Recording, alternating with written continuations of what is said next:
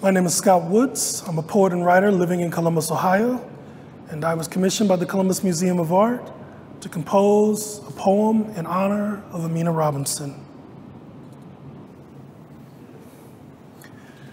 Catch these hands for Aminah. The beginning of one's life never begins with oneself, Aminah Robinson. When writing a gospel, always note the place, then the activity. The place will not always stay. Sometimes they crown our emancipated spaces someplace else, but someone will always need a sock or a chicken foot. Keep track of these bones. One day, you may have to make flesh clay of them. Someday, someone will somehow, sometime, you're something. What you need a bed for anyway when you got all this world to sleep on? Kitchen is just a place to cook more art. Dining rooms make great studios. Bedrooms, profound museums.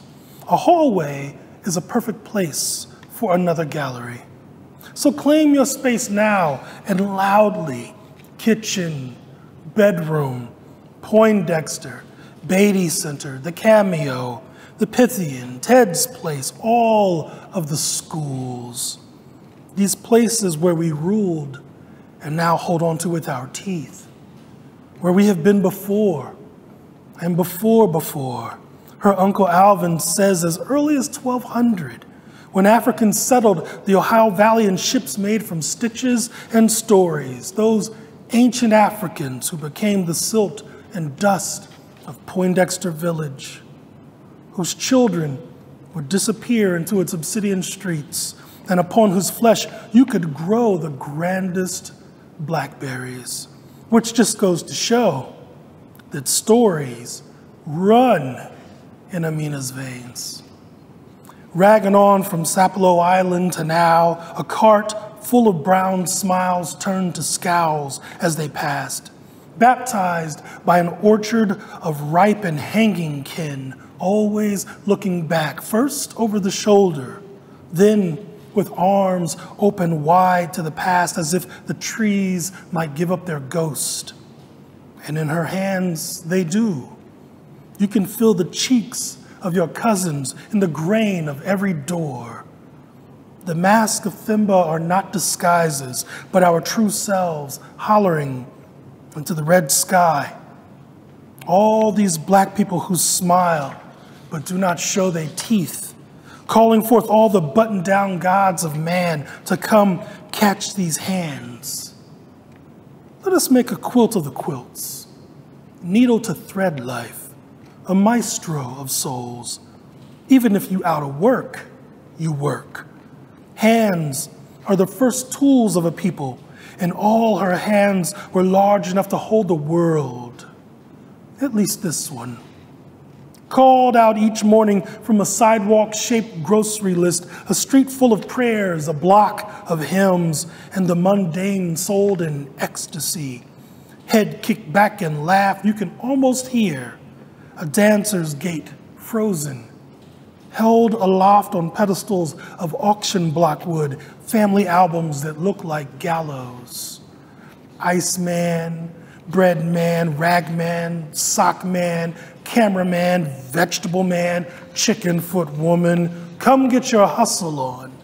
It's a blues life, a jazz walk, a symphony of Mount Vernon lives, dotting the musical staves of songs sung in the leathery tongues of East Side angels.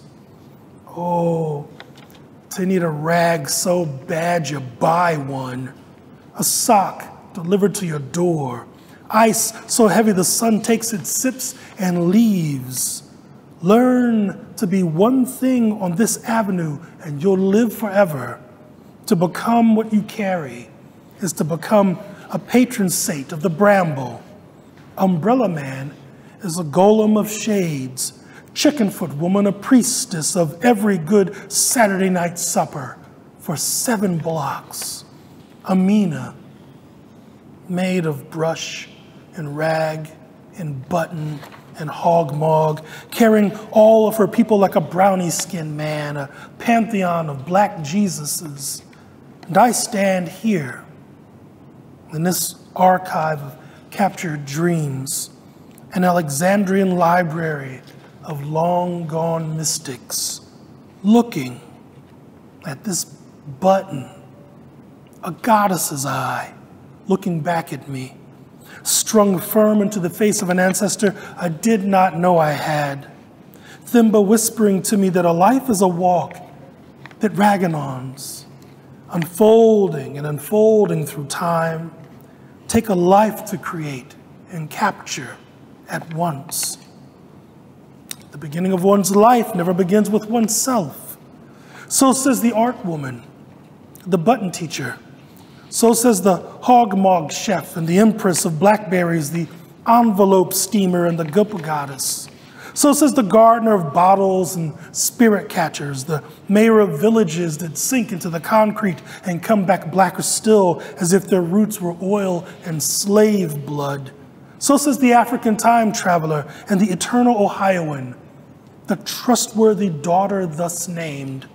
So says the realtor of holy places and sensei of stitches, the librarian of sleepy-eyed languages and optometrist of cowrie shells, the archaeologist of memory over searching, the carrier of homes, the avatar of unrequited love letters that have had their bellies steamed open to make room for more love.